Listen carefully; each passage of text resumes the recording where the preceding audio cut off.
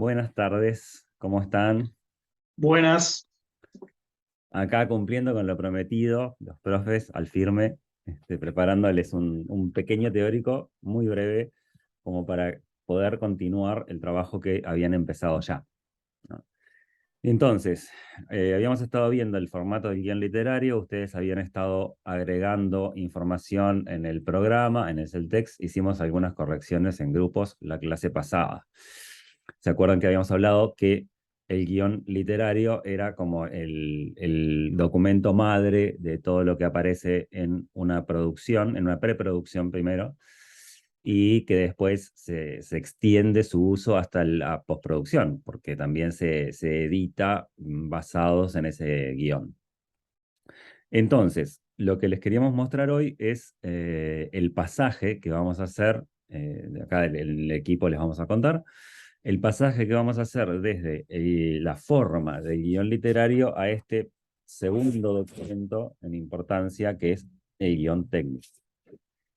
Hay algunas cosas que vamos a tener que tener en cuenta y es que no todo, en una producción, no todos los actores, vamos a llamarle, del equipo técnico, del detrás de cámaras, trabajan sobre el guión técnico. El guión técnico es responsabilidad del director junto al departamento de fotografía y el director de fotografía y tal vez alguna otra persona, ¿no? Básicamente, pero Sí, ahí pueden tener, dependiendo de la película, más entrada o menos entrada, equipos como el diseño de producción, la parte de arte, digamos, el diseño de producción, cuando realmente los escenarios y todo tienen un peso importante. importante, Pero sí, en algunos casos, capaz más industrialote, no.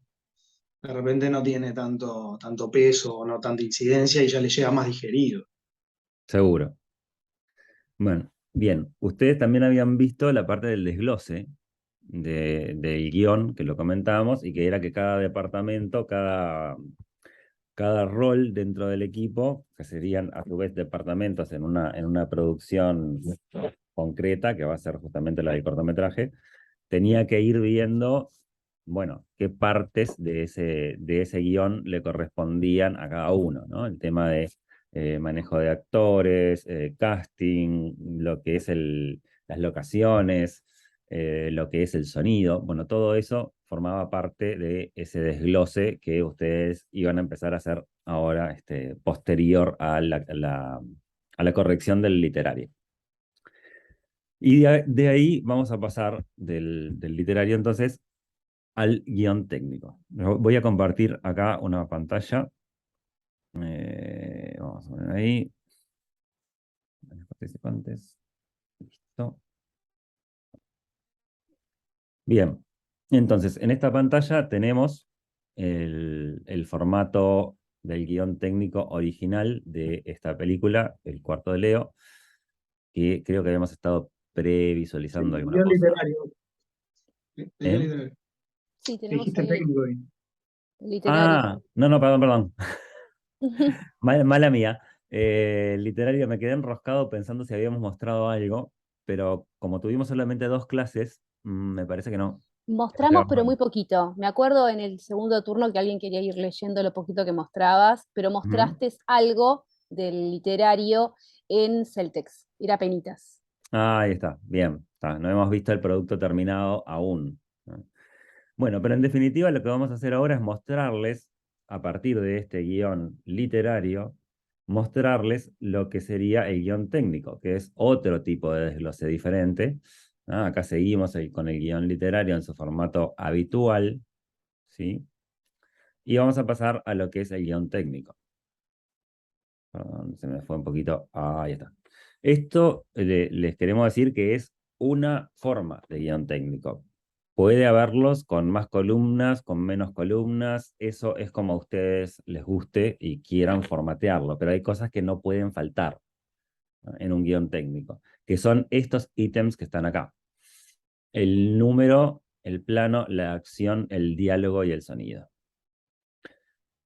Entonces, ¿cómo comenzamos a escribirlo? Bueno, una vez que ustedes tienen seleccionadas las escenas, van a separar y van a comenzar como está marcado aquí arriba. Voy a ver si se puede ver el mouse o si no, cambie el puntero. A ver, anotar. Ahí va, a ver si ahí se ve un poquito mejor. Bueno, no sé si se llega a ver el puntero. Bien, entonces, vamos a desglosar de la siguiente manera. En la parte de arriba colocamos estos ítems de los que estábamos hablando y después todo a lo largo lo que sería la escena 1, que se corresponde con la escena del guión literario. Lo que está inmediatamente debajo, también abarcando las 4 columnas, es un resumen de del acontecer de la escena, de lo que va a suceder en esa escena. Van a ver que no está exactamente así en el guión literario, pero es simplemente una nota para recordar al momento del rodaje de qué se estaría tratando esa escena. Después, debajo tenemos en particular esta película comienza con un plano secuencia que va desde un exterior e ingresa al interior del boliche y termina frente a una mesa. Entonces, en este caso, al tratarse de un plano secuencia va a tener una nomenclatura determinada, ¿no? Los números que están en la columna izquierda corresponden lógicamente a el número de escena primero y el número de plano en segundo lugar. Con lo cual tenemos escena 1, toma 1, perdón, escena 1, plano 1, escena 1, plano 2, escena 1, plano 3 y así.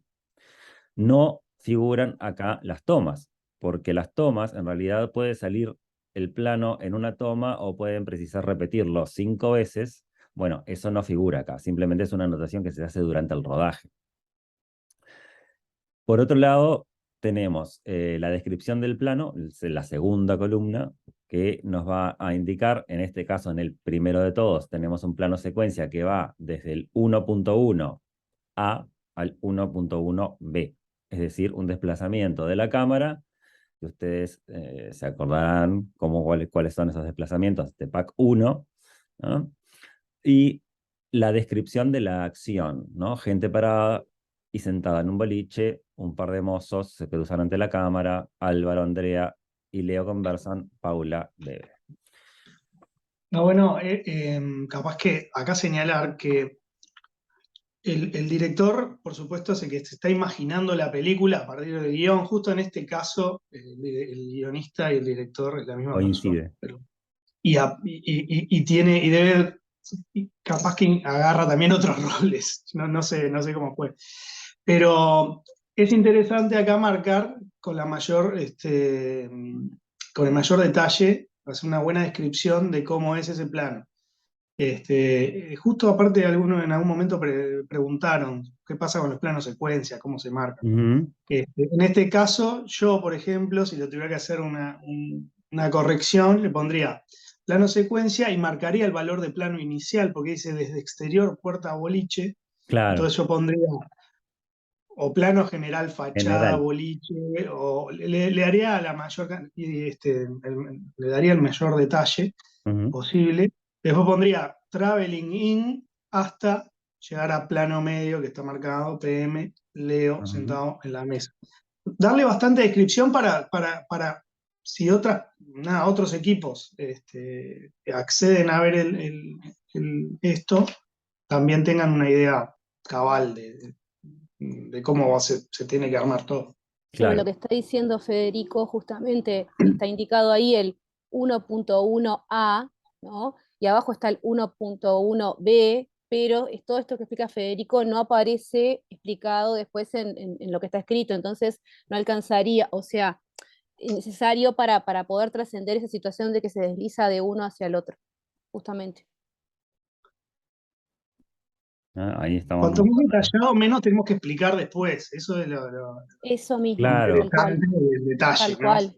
Sí, sí, sí. Obviamente, cae el director y dice, muchacho, esto es así, con el fotógrafo y tal, no hay problema, pero nada, nos permite mayor nada, ir más preparados, digamos, si queremos compartir el archivo o lo que sea.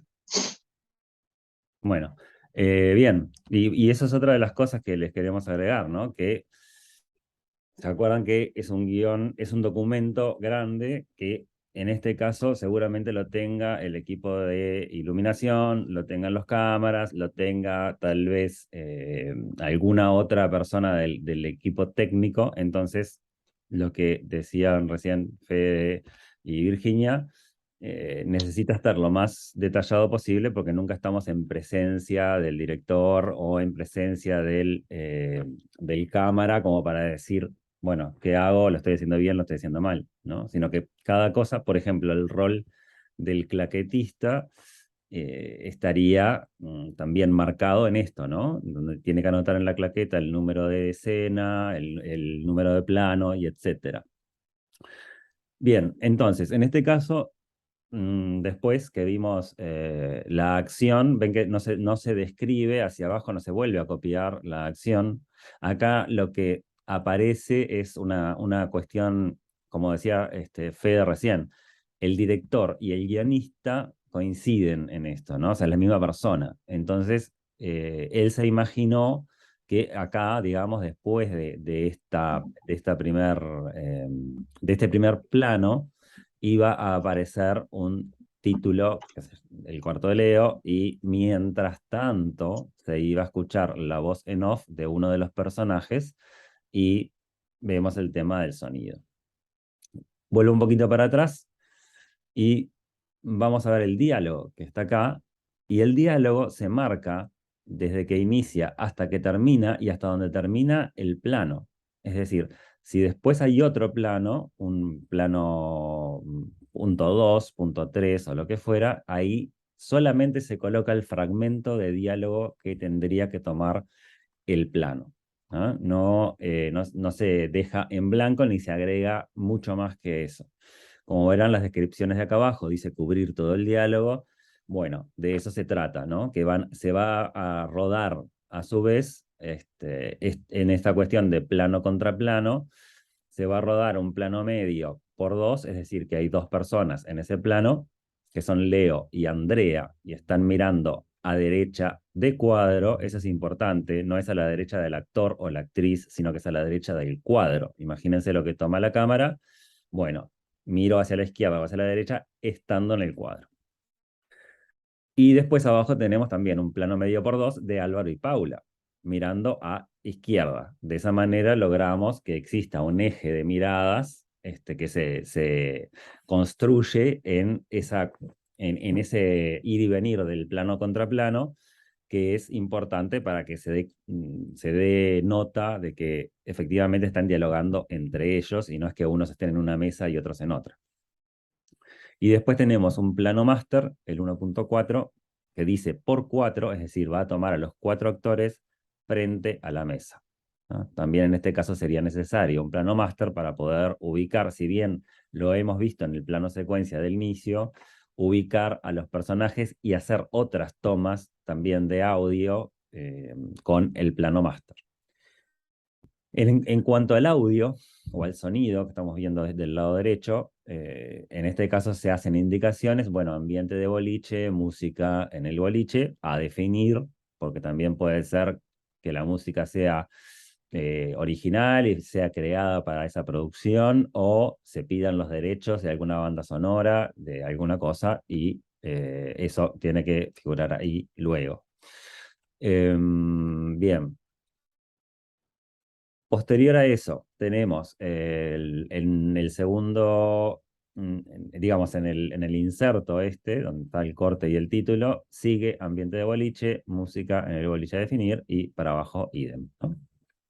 En el caso de que hubiera sonidos incidentales, también tendríamos que marcarlo ahí. O que hubiera otro tipo de sonido que, bueno, eso lo veríamos un poco más adelante, que tiene que ver con la diégesis o la extradiégesis de la narrativa, ¿no? Eso es ir un poquito más en el hilado fino, pero lo que tienen que saber ahora es simplemente esto, que en la columna de sonido debería anotarse todo lo que refiere a sonidos y efectos sonoros. No así el diálogo. El diálogo tiene su propia columna y se escribe tomándolo del guión literario. O sea, casi que es un copy-paste, ¿no? En este caso, como el director decide colocar este inserto, entonces Álvaro pasa a estar en una voz en off, porque vemos una pantalla negra con el título en blanco, por ejemplo, pero escuchamos la voz de Álvaro a quien no vemos. Por lo tanto, tenemos que considerar que es una voz en off. Y así se va construyendo entonces de esta manera, escena a escena. Acá tenemos escena 2, interior, living de Andrea noche. ¿Qué sucede en la acción? Entran en la casa de Andrea. Bueno, y acá empezamos a describir los planos correspondientes a la escena 2 y damos su valor, que era lo que comentaba Federico recién, damos su valor, un plano general o un plano medio por 2, y así se va construyendo todo, ¿no? La parte de la acción, es decir, qué es lo que va a pasar en la escena, en particular en ese plano dentro de la escena.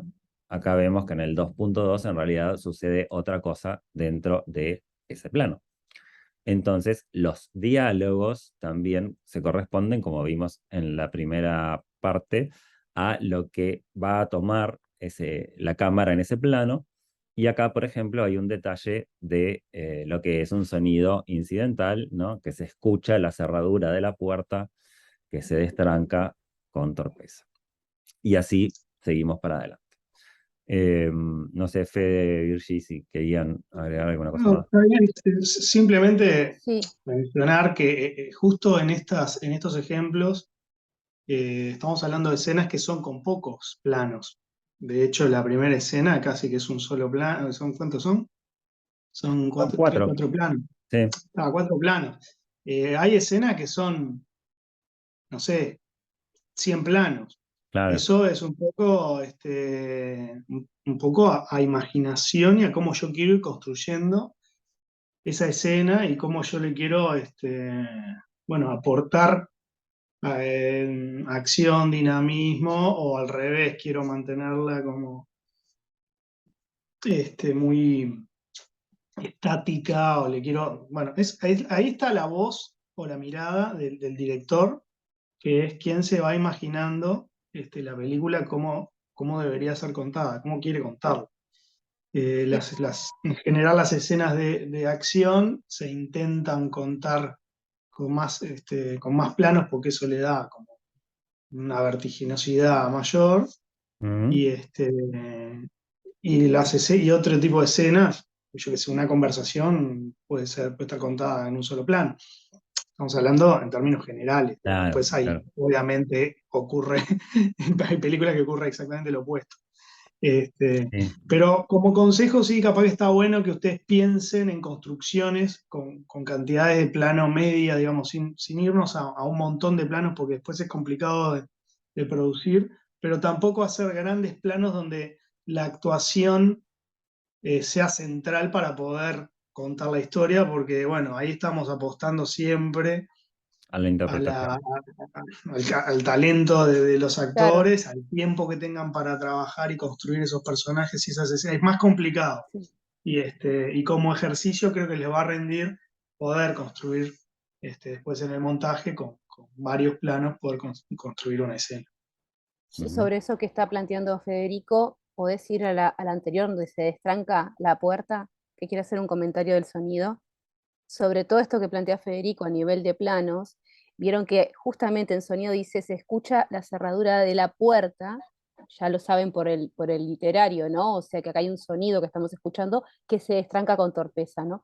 Pero hay algo que define esto que va a pasar, ¿no? De plano general, el plano medio del 2.2, que ese sonido opera de alguna manera, por ejemplo, esto que está contando Federico, ¿no? Entonces, bueno, cómo uno va haciendo con la visión, ¿no? Del director, de la directora del corto, qué estamos mostrando y qué recursos nos valemos con los que tienen ustedes. Era ese el comentario.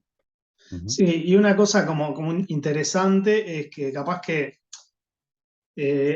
pueden hacer el ejercicio de buscar referencias de escenas que ustedes identifiquen como que les puede servir de referencia para la misma escena que tienen que realizar, y hagan un análisis. de planos de esas escenas, como para ver también de qué estamos hablando. Si eso que yo tengo en la cabeza se traduce en 5 planos, en 10, en 15 o en 50. Un Claro, poco tiene acá, relación. con algunos análisis me puedo hacer una idea mejor de para Ujú. dónde voy o quiero ir.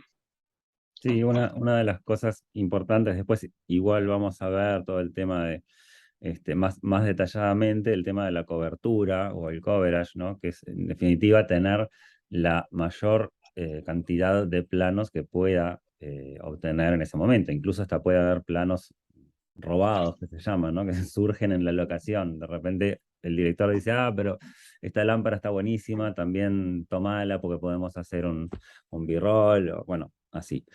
Eh, pero es importante eso, que los planos estén y que estén grabados con un cierto espacio entre la acción y el corte, ¿no? Porque al momento de editar también vamos a ver desde dónde lo tomamos ese plano y dónde lo terminamos. Entonces tenemos que tener parte del material ya filmado, pronto para poder ser recortado. Entonces un poco lo que decían ahora los compañeros del equipo, que es sumamente necesario ese